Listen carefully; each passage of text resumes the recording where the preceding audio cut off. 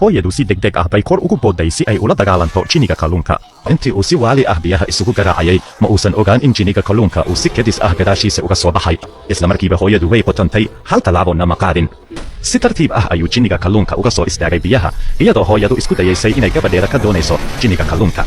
jinniga kalluunka ayaa hal qaniinyo ku qabsaday wuxuuna ku jiiday webiga kadibna jinniga kalluunka ayaa dabadiisa ku dhuftay buundadii qoryaha ahayd wuuna kala burburiyey ilmo yar ayaa ka siibtay buundadii burburtay wuxuuna ku dhacay webiga isla markiiba iyadoo ilmaha uu ku sii simbiriirixanayay dhanka jinnigii kalluunka jack si degdeg ah ayuu ugu boday buundadii labaada si uu ilmaha u qabto laakiin jinniga kalluunka ayaa dabadiisa ku cadaadiyey buundada dabadeedna ilmaha mar kale ayuu dib u qaatay jack oo arkay xaaladda ayaa si degdeg ah hoos ugu jiiday taoistka culayskooda awgiis ayuu ilmuhu isla markiiba u helay jihadii saxda ahayd laakiin jinniga kalluunka ayaa mar kale dabadiisa luulay wuxuuna cunugii si toos ah ugu tuuray webiga